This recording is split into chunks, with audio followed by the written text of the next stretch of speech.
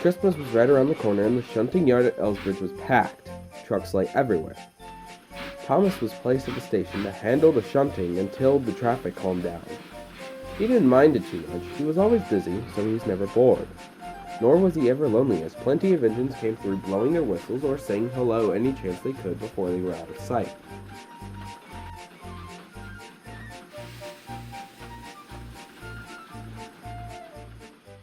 One foggy December morning, the Fat Controller came to see Thomas. "I know that the work here has become a bit too much for you, so I'll be inviting 2 engines to help out while everyone else is busy," he told him. The little blue engine smiled. He was glad that he'd have some help soon. "I believe you've already, introduced yourself with these engines," the Fat Controller added. Then he left. Thomas was puzzled, but he didn't think for too long about it. He was soon put to work.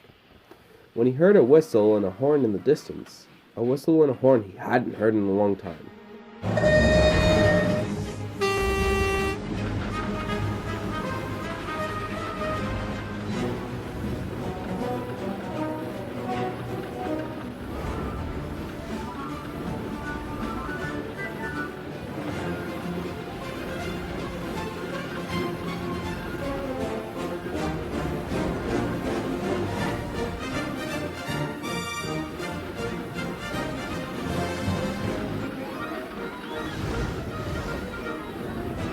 Emerging from the fog came Hurricane and Frankie.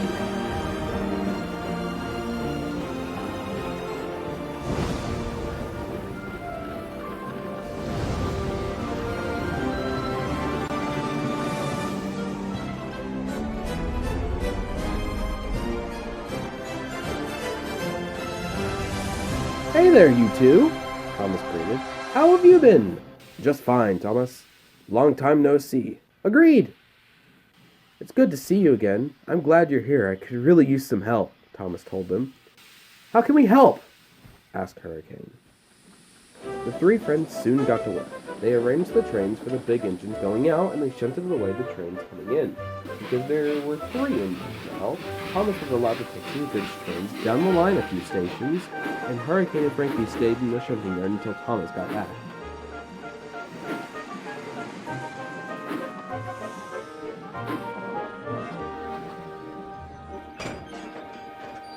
All seemed well for the trio, but it didn't last long.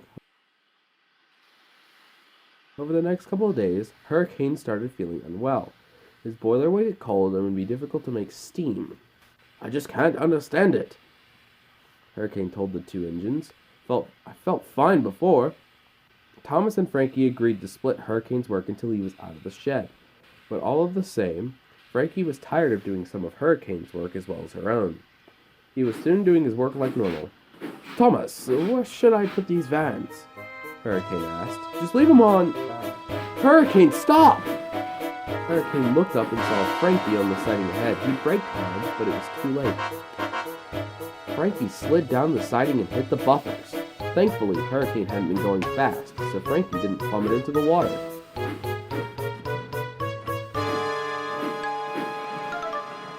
But the buffers were weakened from the force. "I'm sorry, Frankie," Hurricane apologized. "I didn't..." "Shut up, Hurricane!" Frankie snapped. Thomas and Hurricane were taken off guard. "If you think you can slack off on your work and expect me to do it all, then you've got another thing coming." Hurricane said nothing. He never thought Frankie would get this mad at him.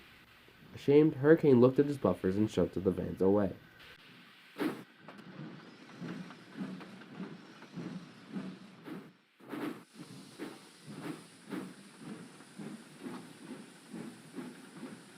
For the rest of the day, Frankie didn't speak to Hurricane. He tried apologizing again and again to her, but to no avail. She just continued giving him the silent treatment.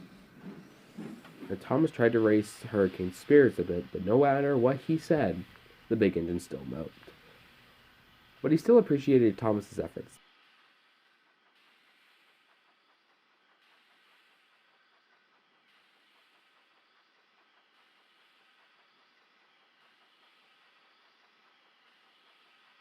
The next morning, Thomas woke up and found Hurricane sitting sadly on the siding with weak buffers staring at the water.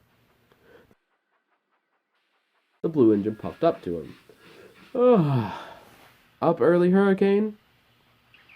I guess you could say that." The big engine replied. Thomas saw he was still unhappy. "Still upset about Frankie?" "Yes," Kane replied. "I just don't want this to go on, Thomas. Frankie and I have been friends for a long time. I don't want to lose that." Thomas understood, but he didn't know how to respond. So, he didn't. 15 minutes had passed, and the two engines thought they heard a diesel engine growl. They both looked back at the shed, but Frankie wasn't in the shed. "Maybe she's up early, too," suggested.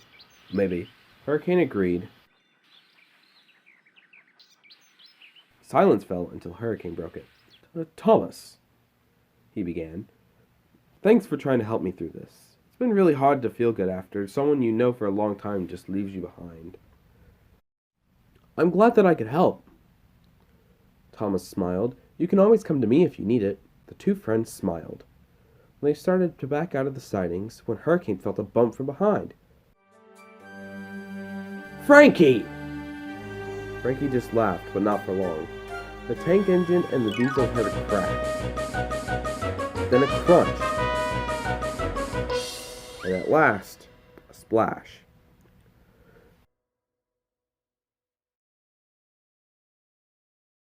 Both engines crept up to the edge of the rails and found destroyed buffers, a broken fence, and a river-submerged Hurricane looking unwell and unhappy. "Well, Frankie, are you happy with yourself?" "You shouldn't be," boomed a familiar voice. The Fat Controller just arrived, and he wasn't happy. His message to Frankie was brief and blunt. "Revenge isn't sweet." Then he walked to the platform and left to make other arrangements. Frankie got cranes and lifted Hurricane out of the water.